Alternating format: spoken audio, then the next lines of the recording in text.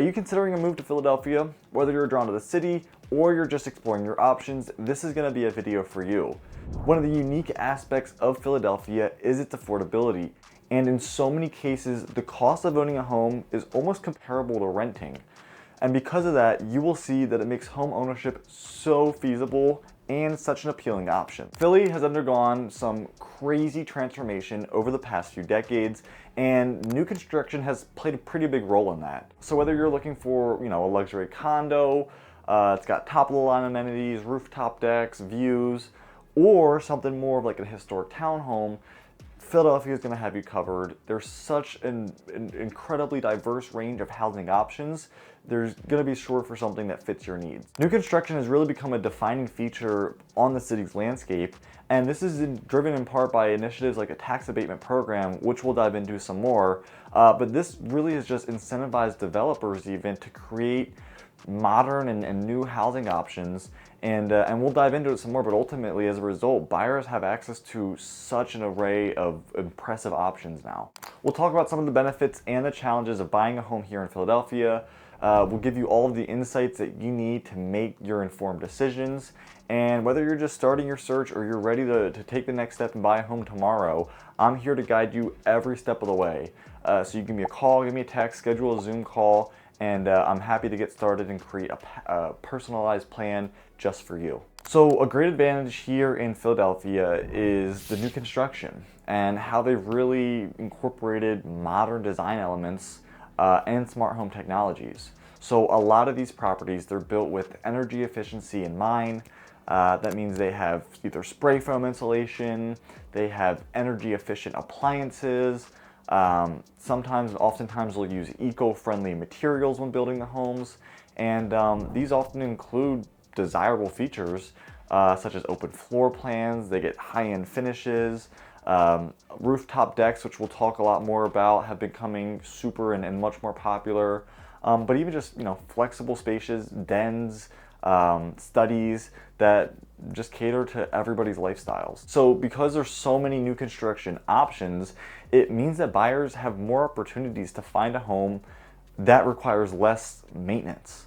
You're going to have brand new systems, you're going to have updated warranties, you're going to have new construction standards and codes. And because of that, because of all of these features, these properties are going to save you thousands of dollars in costly repairs that would be often associated with older homes.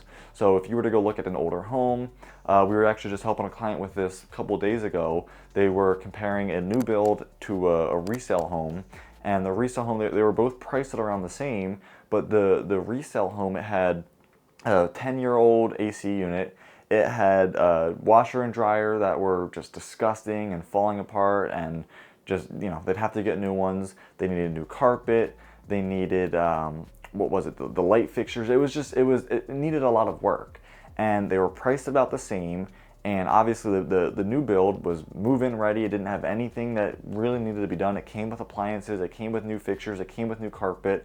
And the biggest difference, which we'll talk about a little bit more, is that even though they're priced at the same, the new build was about 3% lower in interest because they're able to offer incentives. So some of these big builders, which I've talked about in some of my other videos, they're able to offer these properties with financing as low as maybe 3 or 4%.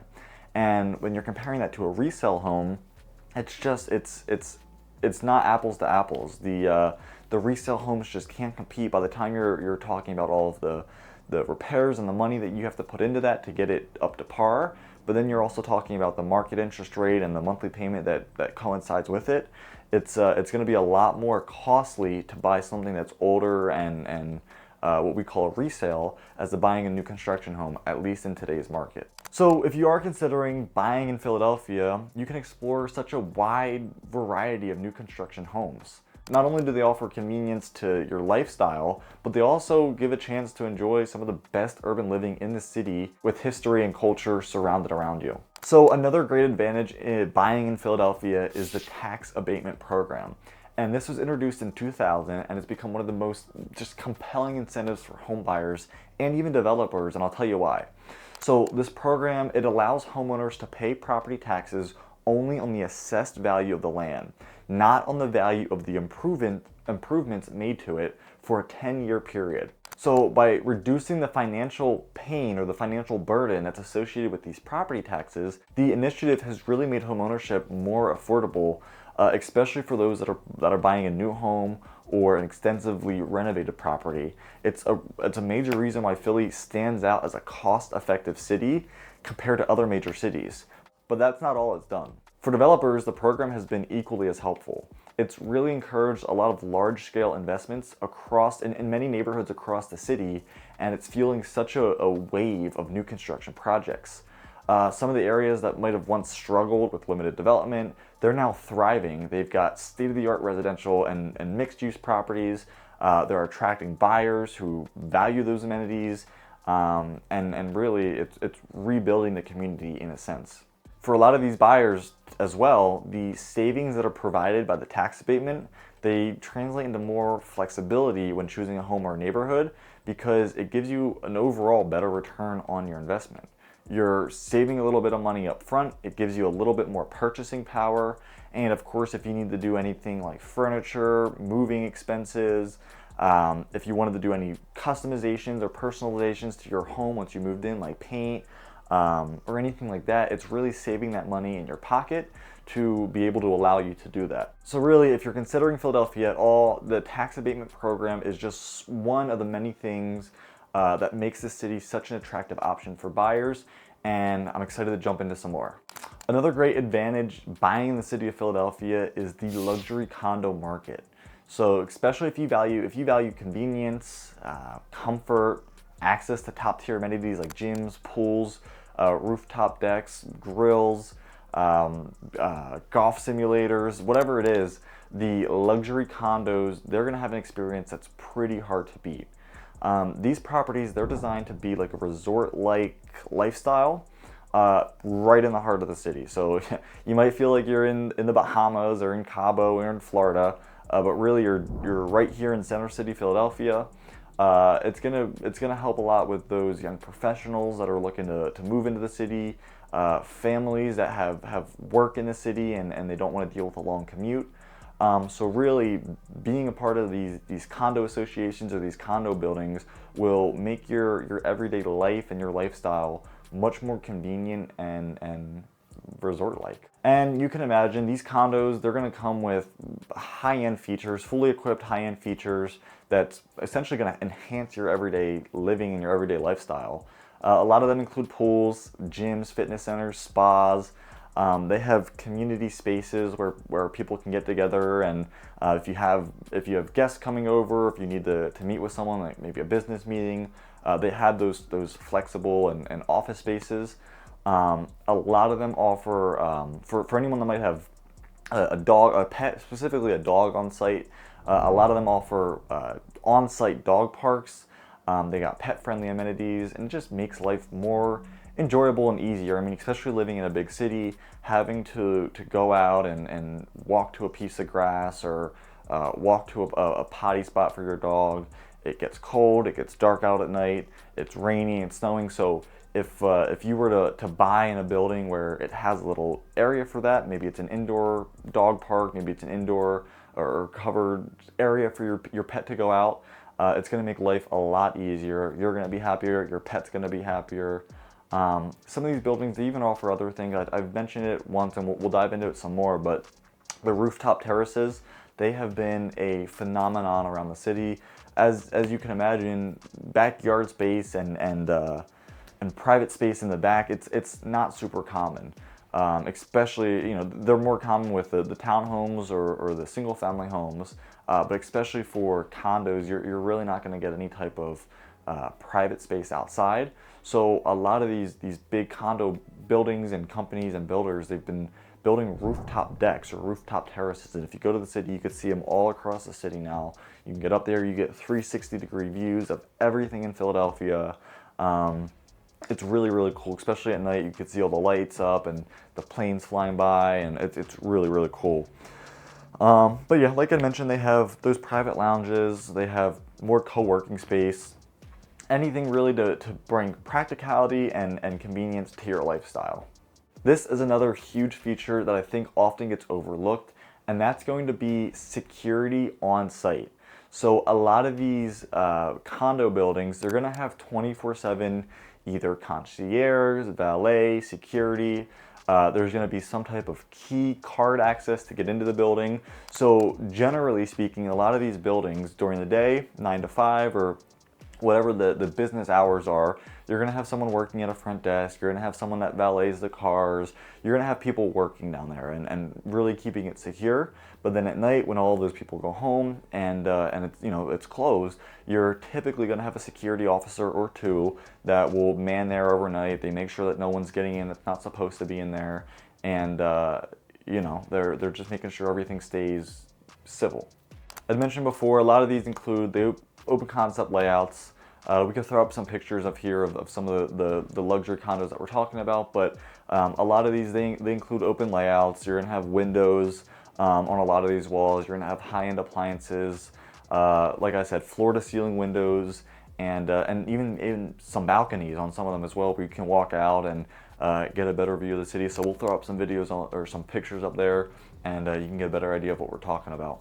And of course, I think it goes without saying, luxury condos, they're gonna appeal to a buyer or a family that wants a lower maintenance lifestyle. So with that being said, you're not gonna be doing any yard work, you're not gonna be doing any landscaping. Pretty much all of the property maintenance is going to be under the condo to maintain and keep up to order. Typically, if there's any repairs that you need, say that you chipped a wall, you get a leaky pipe, whatever it is, a shower needs some fixing, you just put a service order in, they come in there, they fix it for you. So really, I mean, you do what you want to do. If they've got valet, they'll valet your car for you. So just any inconvenience or maintenance that you might have to deal with, maybe in a townhouse, in a single family house, the condo, especially these luxury condos, they're going to take care of it. Of course, it's going to come for a cost. There's going to be an HOA fee. There's going to be some type of community fee that we'll talk about some more.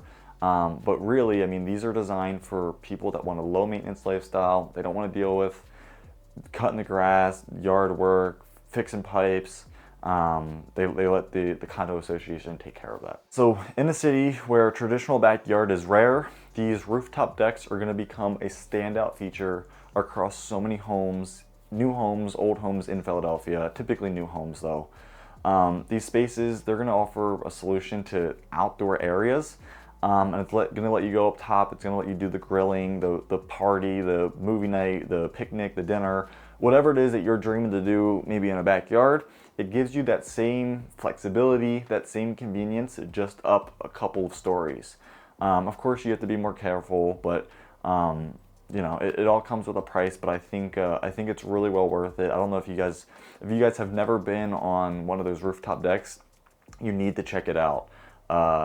Hit up a realtor like myself, get a showing, maybe find a friend or a family member that has something similar to it. But it's super, super cool to go up there and do a 360 of the city, night, day, rain, shine, I mean, whatever it is, it's super cool to be able to see it. I've even met some homeowners who just take their rooftop decks to a whole nother level. They put full kitchens out there with grills, sinks, little like bar top seating areas. And they really turn it into a space of their own, which is super, super cool. It gives you some other options. You could put like a little garden up there as well. You're going to get tons of sunlight. You're going to get lots of rain. So if you wanted to do like a little garden, fruits, vegetables, even just flowers, you could do that as well. And I think honestly, if you were to do that, it would give you a little bit of the suburbs. Right, it would give you that suburban lifestyle feel, and then you would look around and you'll realize that you're right in the heart of the city. So for anyone that was thinking of that, or that's what they're into, you could definitely put some type of garden or greenery or planting up on those rooftop decks as well. And I think it would be a great touch to the space. One of the last cool things that you could do on these rooftop decks before we get into some more advantages is for any of my pet owners out there. I know I've got a little dog. I've got a 1.5-year-old little dachshund, and she loves going outside. She loves spending time, on the outdoors, whether it's on a walk, playing at the park. But if you're gonna live in a city and it's raining, or if you really just you don't have the backyard space, whatever it is, but you have a rooftop, I've seen so many people, they put in artificial turf up there on the rooftop deck as well. And just like I mentioned before, especially if you have a townhouse or if you have something where that private deck is completely yours, you could do that. Then that's where your dog can go upstairs, go to the bathroom. It prevents you from having to go out of the house, across the street to a park, at night, rain, cold. You just go right upstairs, let the dog out on the roof, and then go back down, and you get to stay in the comfort of your home. So that's another great option. I've seen so many people do that, and you know, I think I would do that myself as well if I was in the situation. Let's get into some of the challenges with living in the city. You're not going to want to miss this, and I think a lot of them might even be self-explanatory, but let's dive into it, and let's not sugarcoat it. So navigating traffic and parking, that can be one of the most challenging and frustrating aspects about living in the city. Like so many major cities, New York, Washington, California, Florida, parking options like private garages or driveways, they are super rare, and when you find them, they're expensive. So typically street parking becomes the solution, but then the availability, that depends heavily on a neighborhood. If you're in a center city, if you're in a super busy neighborhood, you're likely to find not much parking. There's going to be constant flow of people in and out, that if you were to take out, you know, leave your spot and go somewhere and come back in an hour, more times than not it's going to be taken. If you're relying on street parking, you could be having to walk maybe 3, 4, 5 blocks, park 3 or 4 or 5 blocks away from your house. If your condo doesn't have it, if your home doesn't have any type of private parking. So parking and driving are going to be some of the biggest frustrations from people here in the city. Now luckily it's not anything like New York City had just enforced a congestion traffic rule where essentially it'll charge you certain times of the day, certain amounts, depending on some of the streets that you go down. Luckily Philadelphia has not gotten there yet, but parking it's a pain. And you know, a lot of times if you're planning to move to the city and you want to buy something, I would really recommend that you look for some type of parking, whether it's a parking garage that you could pay monthly or yearly for, and that could be your private parking. If it's a condo or one of these new build developments, a lot of the times they will have maybe a parking garage or a little area that you park at. And even then, typically, say it's a condo and they've got a parking garage and you can park in there, typically it's limited. So not every single resident is going to be able to do that. But also you're going to pay, and you're only going to get one spot probably. Because it's limited, they're not just letting everyone park, and it's not free. You're going to have to pay extra for it. I pay, you know, here in my apartment, I pay about $200 a month just for parking on top of my rent. So it can really add up depending on the community, the neighborhood you're in, the type of car you have. Of course, if you have a bigger car, that could mean that you have to pay more. So there's so many pieces that go into it, but one of the biggest challenges with the city is the parking and trying to find a cheap and affordable option and a quick option. I mean, there have been some times where I've been driving around the city for close to 20 minutes, 30 minutes, because I've got an address where I need to go and I've got to be in this area, and there's just no parking. So definitely something to keep in mind. Let's jump into the next biggest challenge. Some solutions. There's so many people that live in the city and they don't have a car. And luckily, Philadelphia has a network of buses, trains, trolleys, subways, that city bicycles even, that is going to make your daily life a lot simpler. So even without a personal chauffeur and even without a private driveway or private parking, you can still easily get around Philadelphia with the buses, the trains, the subways, the bicycles. It is very a commuter-friendly city. However, if you are a commuter in a car, it's going to make your life a little bit more difficult. Hey, I just wanted to take a minute and pause the video right here. If you have to pause it, feel free to pause it. You can get back to it. But I just wanted to ask if you guys could comment down below if you're getting any value at all from this. Comment yes down below. And then also maybe comment what the biggest challenge that maybe you already knew or that you didn't know. Maybe I didn't even mention it. Comment down below what you think the biggest challenge about living in this city is, and I'm happy to respond to it and see your thoughts. Okay, let's get back into the video. Another challenge with Philadelphia and specifically the housing market, it's by its abundance of row homes and townhomes, and really they're a huge factor for the city's charm, the history, the culture. But a lot of these homes, they're designed with multi-level layouts. So you're often going to have a 2, a 3, or a 4-story home so that they can make the most efficient use of the space. They're going to have things like basements, rooftop decks. They're going to have different living areas and different bedrooms spread across multiple floors. And for a lot of people, this might sound amazing. You know, maybe you get a different floor for anything that you would want to do. Maybe in the basement, more of your office, and the next floor is more of a guest room, and you know, you go up from there. But some of this vertical living style, it might not suit everybody. For especially some of the clients that I've worked with, they prefer more of a single-story layout. They're older and they don't want to go up steps as much, or they're preparing for you know, this is going to be their forever home, and they're thinking ahead about maybe a ground floor access versus having to go up some steps. So it can cause issues for some buyers opposed to others. And some even, I mean, you might have some, I've seen some where they've got like a primary bedroom on the ground floor, and then the rest of the bedrooms are upstairs. So it's funky, and it might not be for everyone. So that's why I wanted to talk about how this could be, you know, the second challenge for some people if vertical living and if multiple stories in a home is not something that they're interested in. And just mentioning it again, for anyone that does consider or prefer a single living lifestyle, those condos could be a great alternative. They're gonna have elevator access. They're gonna have layouts that are all typically single stories. You're gonna have your kitchen and your bathrooms and your bedrooms and your living rooms all on one floor. So whether you love multifamily homes or multi-level homes, or you love the single-story condos, Philadelphia, it's gonna have some type of home and housing that works best for you.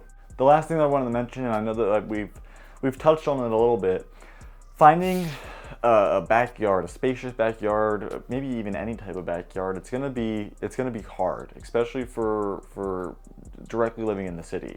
A lot of these townhouses or row homes, they're gonna offer either a small patio or no outdoor space at all. And for those of you that value a large private outdoor area, whether it's for entertaining, gardening, landscaping, or even just to relax, this could be a challenge. Luxury condos, they do have some outdoor spaces. It could be dog parks like we talked about. It could be those terraces. I've seen some where it's more of just like a communal green area. So they've got some chairs that you could set up and you could do work on your computer. They've got little plants and greenery and trees, and you're incorporated into the condo still. But these spaces, they're not going to offer the same privacy. They're not going to have the same size as a traditional backyard. However, it could be a place that provides leisure to enjoy the outdoors, and you get to look around, and you're in the heart of the city. So it could be pretty great if you know, that's what you're looking for. These townhomes with small patios or small yards, they could be helpful too. Just like we had talked about, simple activities like letting your dog out, maybe soaking up the sun, tanning, getting some fresh air, having a little bit of privacy, and not wanting to get into the city, go through you know, public. It gives you that piece of privacy where it's like, okay, I got the dog out, it's 10 o'clock, 11 o'clock at night, I need to let the dog out for bed, instead of having to leash up and you know, gear up to walk out onto the public streets. Why don't we just go out back, let him or her go out real quick, and then we get ready for bed. So in those situations, it's a lot more convenient to have some type of little patio space or deck space, or even if you have kids. Some space is better than no space. You at least can let them go out there and play and get some fresh air and yell and whatever it is, and you don't have to worry about them running away or running in traffic or anything like that. Finding a single family home with private yards and parking in the the city's core, like especially center city, it's going to be a huge challenge. The city's got a super high density, and a lot of these neighborhoods are compact, and it makes these properties rare, especially if you're looking for like a single home with space and privacy. That's going to be definitely more out towards the suburbs, probably within 25 to 30 minutes of the city. So if having a detached home with a spacious yard and dedicated parking, if that's a priority for you, the city might not offer many options. Most of the housing in Center City and even in the surrounding neighborhoods, they tend to be row homes, townhomes, or condos. And these typically don't come with large outdoor spaces or even private parking. But if you're open to exploring some areas just outside of the city, so many of these suburbs have what you're looking for. Suburban neighborhoods like Collegeville, just around Philadelphia, they provide benefits, detached homes, larger yards, private driveways, more space overall. And there's just still a 30 to 40 minute ride, either car or public transit from the city. So these areas, they tend to offer a more peaceful, family-friendly environment, but you still get the access and the convenience of the city when you need it. You should check out some of my other videos. I've got so many videos about the suburbs, Collegeville, King of Prussia, Doylestown, that you can go. These are all within 30 to 45 minutes of the city, and they offer beautiful single-family homes, yards, private parking, pretty much anything that you could get in the city, you get it out there. And you're only a short drive, 30-40 minute drive from the city, whether you work there, you've got friends, family, whatever it is, you're super connected. And that wraps up the challenges and disadvantages of living in the city. So what do you think? Do you think buying a home in Philly sounds like the right fit for you? Feel free to reach out to me. My contact information is down below.